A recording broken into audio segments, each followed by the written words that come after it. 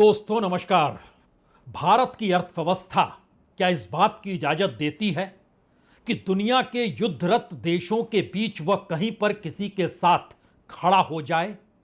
भारत की इकोनॉमी क्या इतनी मजबूत है कि किसी दुनिया के एक विकसित देश को वो नकार दे, और वह भी ताकतवर देश, जब दुनिया में युद्ध की दिशा में बढ़ रहे हैं या फिर युद्ध की परिस्थितियों के साथ खड़े हैं या फिर कहीं पर युद्ध करने की स्थिति में है? वैसे वक्त में भारत क्या करे? भारत का बैलेंसिंग एक्ट सिर्फ देख रहा है और युद्ध से दूर अपनी मौजूदगी एक विश्व ताकत के तौर पर बना रहा है। क्या बात इससे खामोश हो सकती है? अमेरिका में चुनाव है, 5 नवंबर को मतदान होने हैं, और अमेरिकी चुनाव में लगातार इजराइल का ईरान को लेकर जो रुख है, या फिर उससे पहले फिलिस्तीन और उससे पहले गाजा पट्टी, और इस दौर में लेबनान पर लगातार इजराइल के जो हमले हैं, वह एक बड़ा मुद्दा बन चुका है। इस चुनाव में तो सवाल यह भी है कि यूक्रेन और रूस के युद्ध के बीच में अमेरिका की भूमिका कितनी सही है, और इतने लंबे वक्त तक अगर यह युद्ध चल रहा है तो क्या अमेरिका सक्षम नहीं है? नाटो देशों के बीच से भी यह सवाल खड़ा होने लगा है कि अगर मंदी की दिशा में उनके अपने देश की परेशानियां हैं, इन्फ्लेशन चरम पर जा रहा है, लोगों के सामने मुश्किल है, यह मुश्किल ब्रिटेन में है, यह मुश्किल जर्मनी में है, यह मुश्किल हंगरी में है, यह मुश्किल एक लिहाज से नाटो के कई देशों में जो भी इस युद्ध की आग को महसूस कर रहा है उसके भीतर है। और यह परिस्थितियां खिसलते खिसकते मिडिल ईस्ट तक आ चुकी है।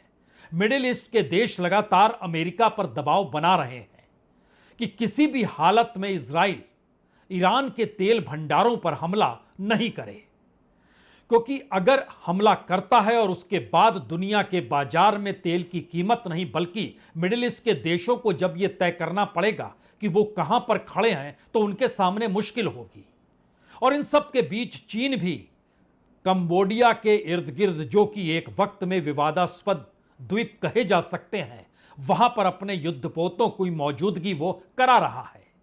इस दौर में जापान भी सोच रहा है कि नाटो की तर्ज में एशिया में भी कहीं ना कहीं अमेरिका की पहल होनी चाहिए।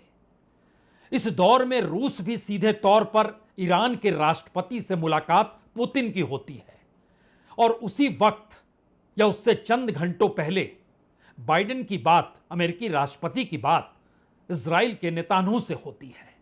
यह उसी दौर का वक्त है जब प्रधानमंत्री मोदी एशियान की बैठक में शामिल होने के लिए देश छोड़ते हैं, और वापस देश लौटने के बीच में यह दुनिया भर के घटनाक्रम है।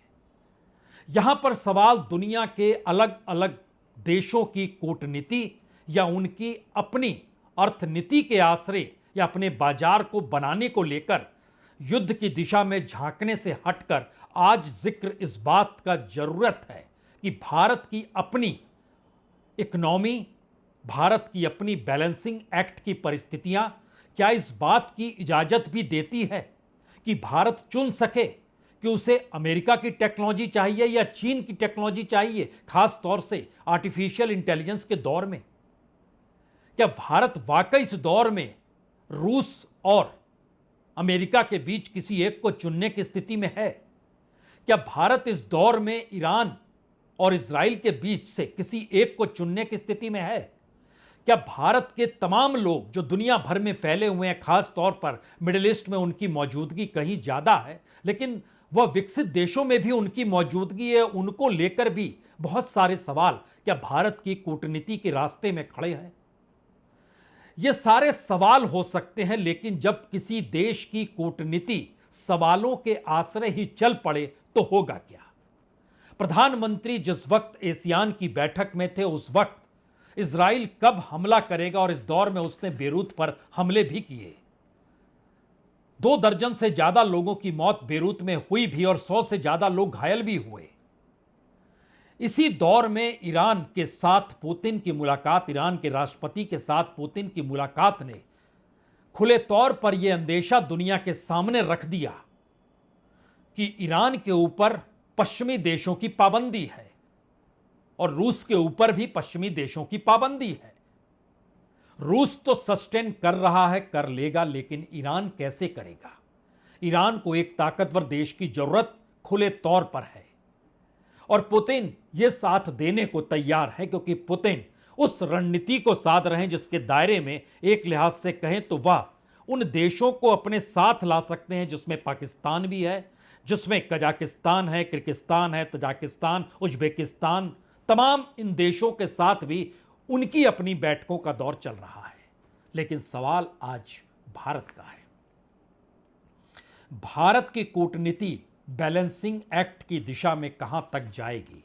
प्रधानमंत्री एशियान की बैठक में थे तो उन्होंने कहा कि दुनिया भर में अलग अलग जंग का सबसे बुरा असर अगर कहीं पड़ेगा तो ग्लोबल साउथ के देशों में पड़ेगा, और ग्लोबल साउथ का मतलब भारत भी है, और दुनिया में शांति बहाल करना बेहद जरूरी है। और वो खुद कहा प्रधानमंत्री ने, मैं बुद्ध की धरती से आता हूं। जी, गौतम बुद्ध की धरती से आता हूं। हमने हमेशा यही कहा है कि यह जंग का युग नहीं है, और प्रधानमंत्री ने अंदेशा आसियान के देशों के बीच तब दिया जब दुनिया में युद्ध की हलचल अमेरिकी चुनाव और ईरान, रूस और चीन के त्रिकोण के बीच जाकर खड़ी हो चुकी है। हम शांतिप्रिय देश हैं, एक दूसरे की राष्ट्रीय अखंडता और संप्रभुता का सम्मान करते हैं। आज जब विश्व के कई हिस्सों में संघर्ष और तनाव की स्थिति है, तब भारत और आसियान की मित्रता, समन्वय, संवाद और सहयोग बहुत ही महत्वपूर्ण है।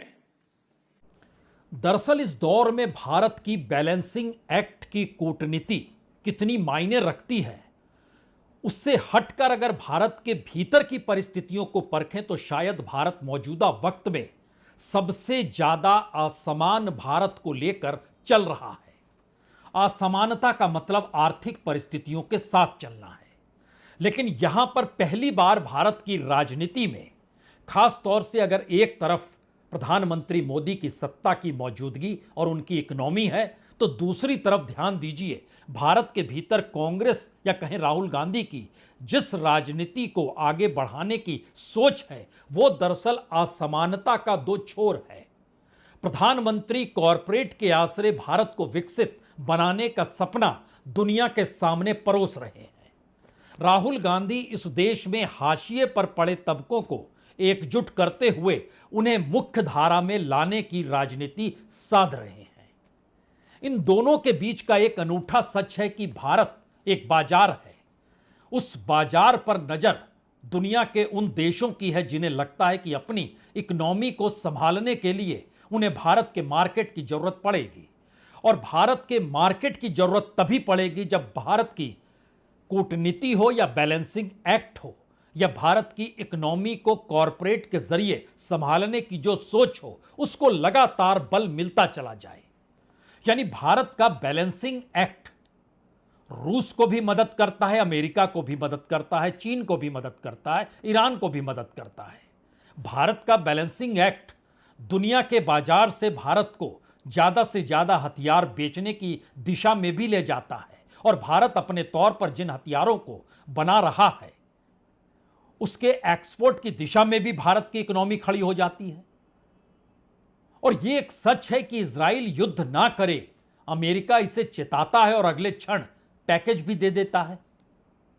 और अमेरिकी चुनाव में यह सवाल धीरे धीरे बड़ा होते चला जा रहा है, तो क्या अमेरिकी चुनाव से ऐन पहले दुनिया के भीतर बड़ी हलचल जो है वो कहीं ज्यादा तीखी होने वाली है? और उन परिस्थितियों को देखकर भारत को इस दौर में क्या कोई निर्णय लेना है? हम उस दिशा में जाएं उससे पहले हमें लगता है भारत के भीतर की उस राजनीतिक स्थितियों को समझिए जो दुनिया के मानचित्र पर रेंग रही है। वर्ल्ड बैंक और आईएमएफ के जरिए फोर्ब्स एक लिस्ट जारी करता है और बतलाता है कि दुनिया में रईसों की तादाद कितनी है। इन्हीं सब के बीच जर्मनी दुनिया के भीतर भूखे देशों को लेकर भी एक इंडेक्स जारी करता है। इसी वक्त फोर्ब्स की लिस्ट बतलाती है कि पहली बार भारत में, first time in India,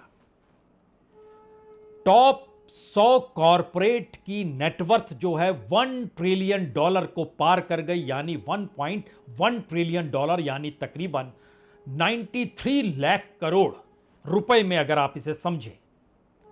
93 lakh crore का मतलब है इस देश का बजट का दुगना, उससे भी ज्यादा।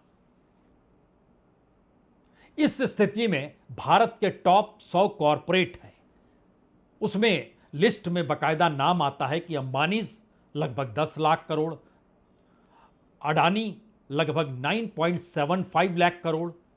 उसके बाद तीसरा नंबर हरियाणा में विधायक बनी सावित्री जिंदल का नाम है, जो 3.67 लाख करोड़ की मालकिन है।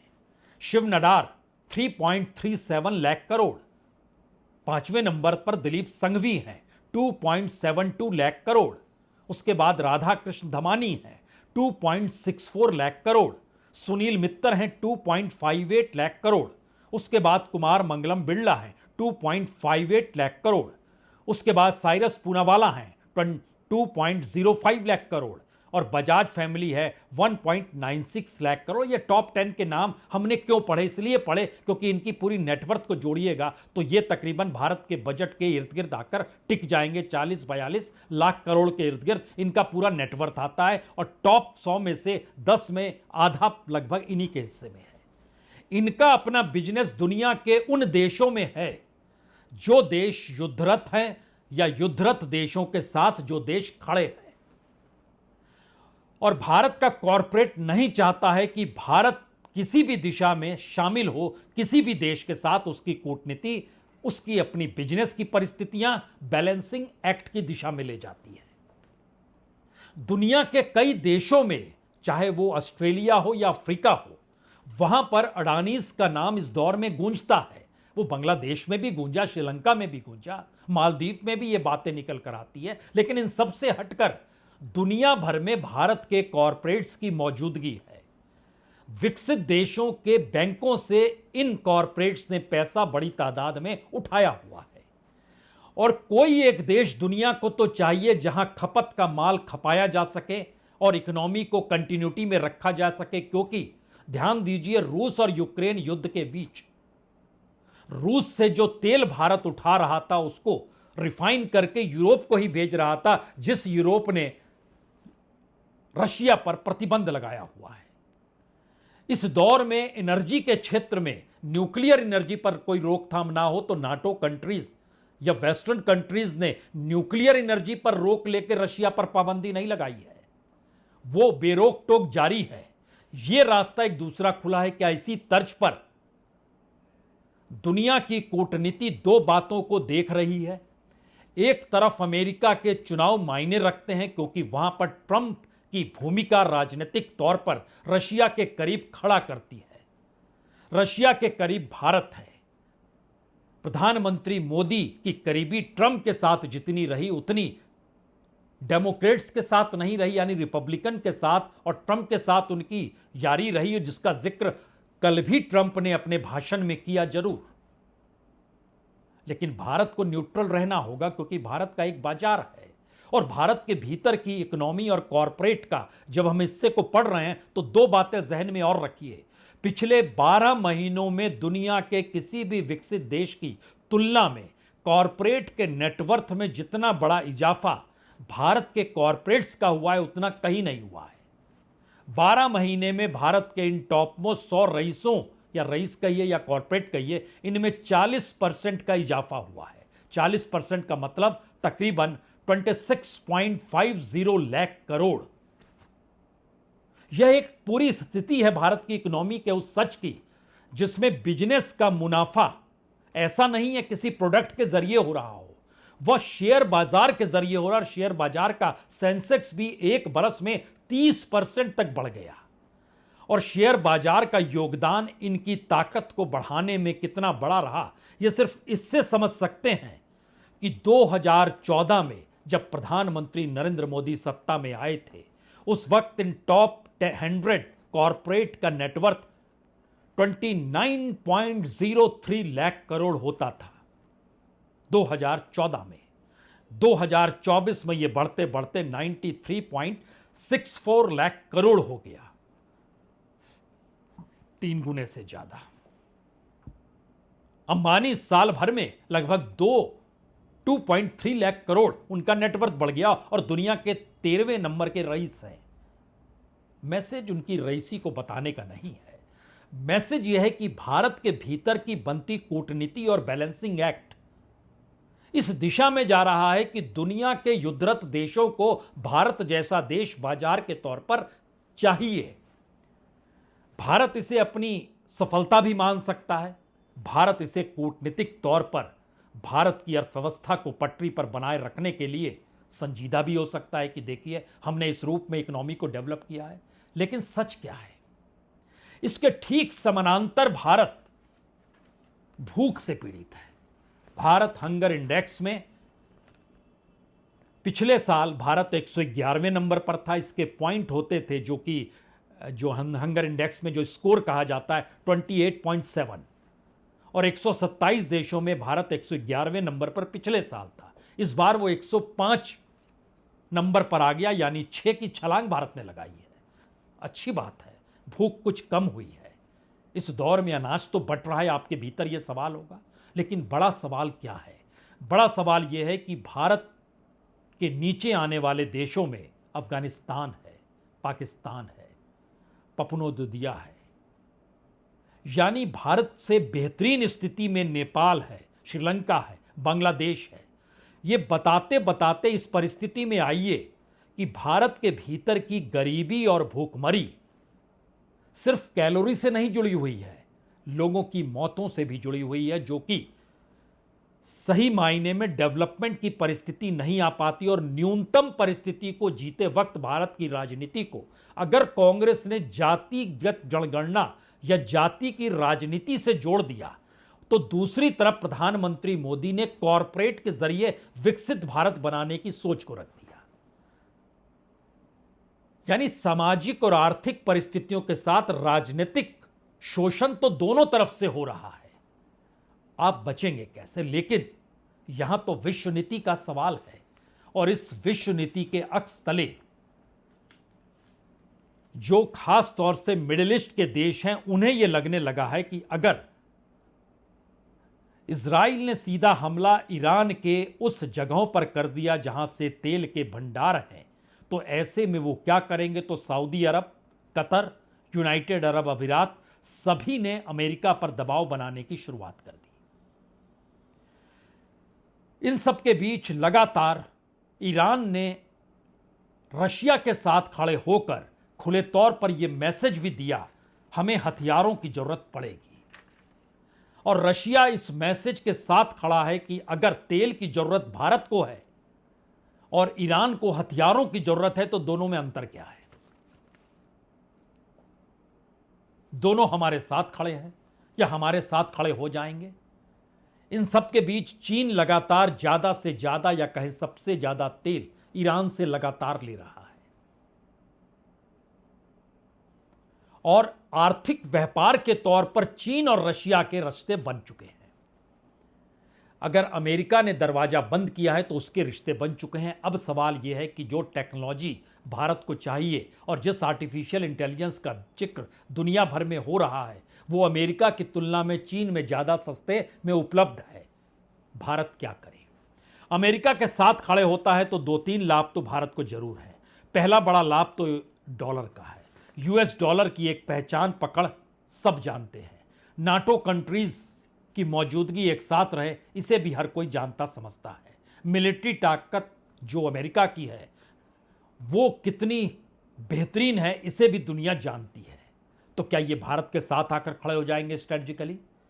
या भारत इस दौर में जब रशिया के साथ पुराने संबंधों को निभाते रहा है, और वो आज से नहीं, दशकों दशक से, या कहें इंदिरा गांधी के दौर से, उससे भी पहले, तो क्या उन पारंपरिक रिश्तों को छोड़कर भारत अमेरिका के गुटों के साथ खड़ा हो जाए? या भारत अमेरिका को छोड़कर रशिया के साथ खड़ा हो जाए? भारत इस दौर में इजराइल के निकट आया है तो टेक्नोलॉजी और बाकी हथियारों को लेकर निकट आया है। नेतान्याहू और मोदी के संबंध इस दौर में बहुत प्रगाढ़ हैं और पारंपरिक तौर से ईरान के साथ ईरान के राष्ट्रपति का निधन जब दुर्घटना में हो गया था तो भारत ने भी राष्ट्रीय शोक मनाया था, एक दिन तक तिरंगा झुका दिया था। लेकिन सवाल ये नहीं है, मौजूदा सवाल सबसे बड़ा ये है, क्या भारत की कूटनीति, भारत की विदेश नीति, भारत की उस इकोनॉमी पर टिकी है जिस इकोनॉमी पर कॉरपोरेट ने कब्जा कर लिया? और यही वो सवाल है जहां पर कॉरपोरेट भारत को किसी भी हालत में उन परिस्थितियों से हटाए हुए हैं जो भारत बैलेंसिंग एक्ट के जरिए बार बार इस बात का जिक्र करे कि देखिए ये कोल्ड वार का वक्त नहीं है, जो विदेश मंत्री अलग अलग जगहों पर जिक्र करते और कहते हैं कि भारत की इकोनॉमी के लिए जो लाभदायक होगा वो हमें चाहिए। दुनिया के बाजार में तेल महंगा हुआ, रशिया ने तेल सस्ता दिया, फायदा कंपनियों को हुआ, कंपनियों के जरिए इस देश की पॉलिटिकल पार्टीज को हुआ जो सत्ता में थी।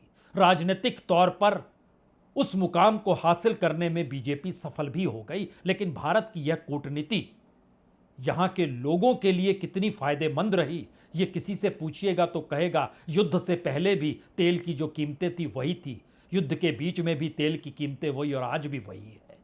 चाहे इस दौर में 30% से ज्यादा मुनाफा भारत को हुआ। मैसेज क्या है?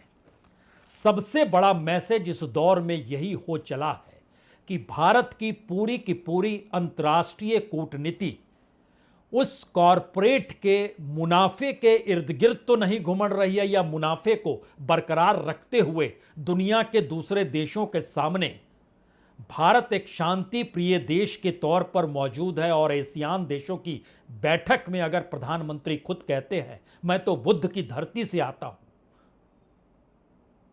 हम तो महात्मा गांधी के अहिंसावादी रास्तों पर चलते हैं, लेकिन इन सब के बीच इस देश में कॉरपोरेट का नेटवर्थ का लगातार बढ़ना उस कूटनीति का हिस्सा है जिसमें भारत की इकोनॉमी बढ़े लेकिन चंद हाथों में सिमटी रहे।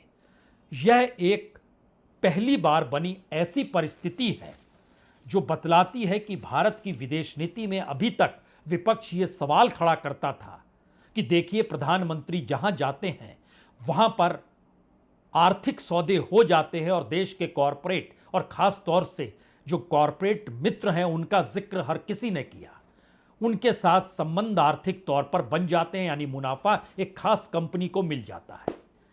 लेकिन यह पहली बार की स्थिति है कि भारत अंतर्राष्ट्रीय बाजार में अपनी पहचान उन्हीं कॉरपोरेट की पूंजी और नेटवर्थ के आश्रय आकर खड़ा हो चला है जिनकी अलग अलग योजनाएं दुनिया के लगभग 75 देशों में है और लगभग 22 देश ऐसे हैं जो इस युद्ध से प्रभावित परिस्थितियों के बीच आकर अटके हुए हैं, जो 3-4 युद्ध लगातार दिखाई दे रहे हैं। उनसे प्रभावित देशों में इनके अपने प्रोजेक्ट हैं, लेकिन भारत एक शांति प्रिय देश के तौर पर अपने बैलेंसिंग एक्ट के साथ खड़ा है, जिस बैलेंसिंग एक्ट का मतलब उस इकोनॉमी को संभालना है जिस इकोनॉमी को कॉरपोरेट की हथेली में इस दौर में सिमटा दिया गया है। तो क्या वाकई इस देश की कूटनीति भी कॉरपोरेट बना रहे हैं?